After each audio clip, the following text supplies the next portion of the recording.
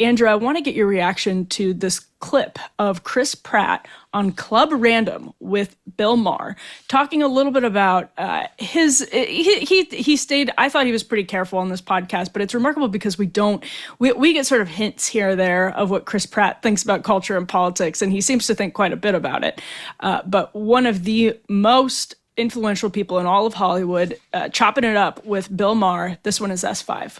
In politics, you inherit enemies, and when you jump on the bandwagon with who is the most divisive president ever, it makes sense that you're going to be made to look terrible, and so I don't know what to believe, because it's not like I sit with Bobby and I go, so hey, let's talk about this. It's like we're just playing cards or playing Mafia or having fun or having dinner. I'm not going to pick his brain to find out exactly which of those things are true. I just kind of assume that none of them are. And for the most part, I wish him well, man. I hope there's certain things that he oversees that seem to be supported in a bipartisan way, like getting terrible toxic stuff out of our kids' food. I think that's a great thing. And so if you do that, that's amazing. I'd hate to be so mired in hatred for the president that any success from his administration is something I'd have an allergic reaction to. To be like, oh, well, if they do it, I don't want it to happen. I'll put Clorox in my children's cereal myself. It's like, come on, be reasonable here. There's certain things that would be a good thing to have. I want them all to be successul. So, Andrew, Chris Pratt obviously married into the Kennedy family and was talking a little bit about his interactions with Health and Human Services Secretary Robert Kennedy. So, from your perspective, Chris Pratt, just an everyman. Basically, everybody loves Chris Pratt. People do not hate Chris Pratt. Super influential, beloved, one of the closest things we have left to monoculture in Hollywood. And here he is talking to Bill Maher a little bit about political correctness, a lot about the media, and just sort of common sense. What can you tell us about how we should think of Chris Pratt in the sort of pantheon of celebrities right now, especially superhero celebrities? Are people wrong to sort of peg him as a conservative, or is the correct interpretation here, he's just all of us? Well, he's being you use the word careful. He's being so careful in what he was saying there that my guess is, I have never met Chris Pratt. My guess is he's on the conservative side. That is my guess about Chris Pratt. And what's pitiful is that he can't simply come out and say it or say nothing. Simply say, look, I don't talk about my politics and I don't want to hear about your politics. I don't care. I'm an actor. I pretend, I speak other people's words. Even the words I say on the screen are written for me. I do not want to come out here and talk about who I vote for. I have total respect for that. What I don't have respect for is a culture in Hollywood where if you come out and vote for Bernie Sanders, you're golden. Nobody says a word to you. If you make an Oscar speech about how stupid 77 million of the audience are for voting for Donald Trump, nothing. You're fine. You'll get hired the next day. But if you should come out and say, yeah, I vote for Trump. I really like the guy. He's my guy. He's like me. I'm like gleeful in this Trump administration. I haven't stopped laughing since he got elected. I think it's been a great administration. And I did not start out as a big Trump fan. I just think I think he's doing a great job.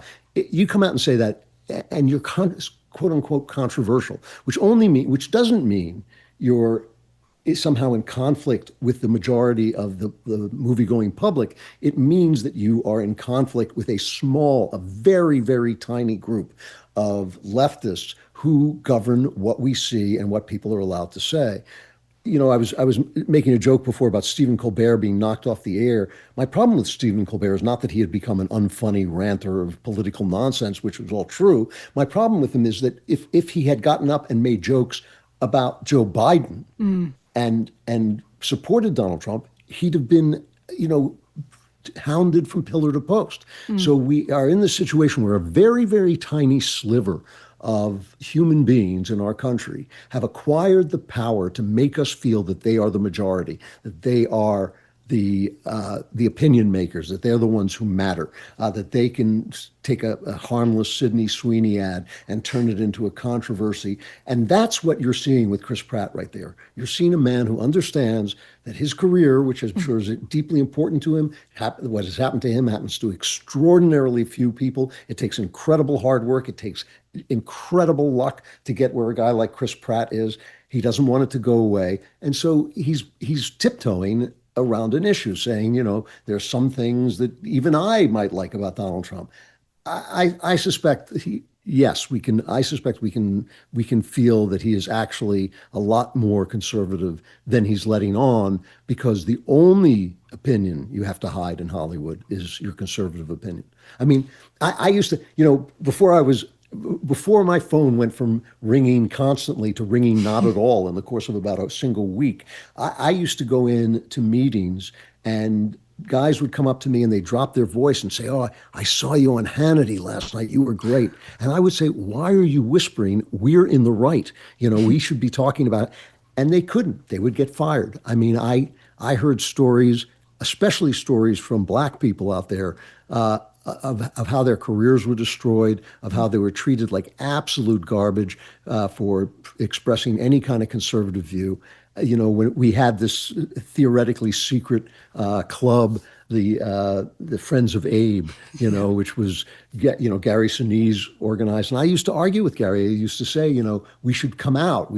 It's not, this is like being in Alcoholics Anonymous, Hi, my name is Andrew. I'm a conservative, hi, Andrew, and it's like, I just thought this is awful, But Gary would say, you can afford to do that because you'll find work somewhere else. I can afford to do it. But the people who are coming in here, they lose this job, they've lost everything.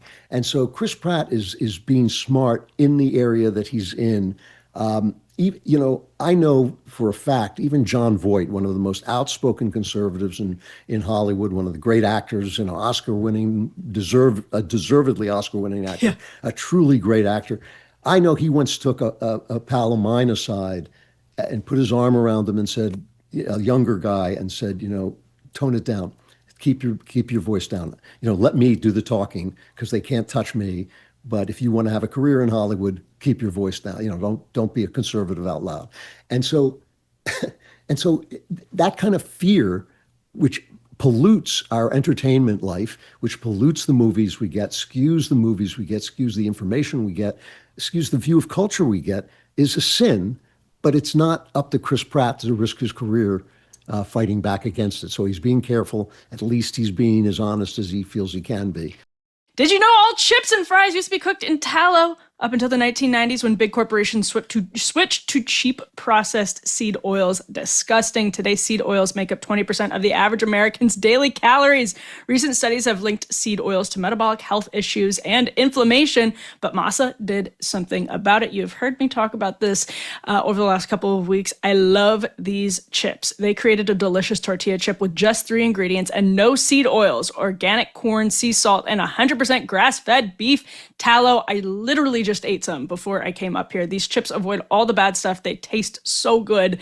Masa is crunchier, tastier, and doesn't break in your guac. Snacking on Masa chips is nothing like eating regular chips. With Masa, you feel satisfied and light with no crash or bloat afterwards. And they're better. They just taste better too. The beef tallow makes the chips satiating so you won't find yourself uncontrollably binging and still feeling hungry afterwards. Masa chips is beloved by tens of thousands of customers and has been endorsed by industry-leading health and nutrition experts. I just saw my parents this weekend and brought them some. So if you're ready to give Masa a try, go to masachips.com/afterparty and use code afterparty for 25% off your first order. That's masachips.com/afterparty and code afterparty for 25% off your first order.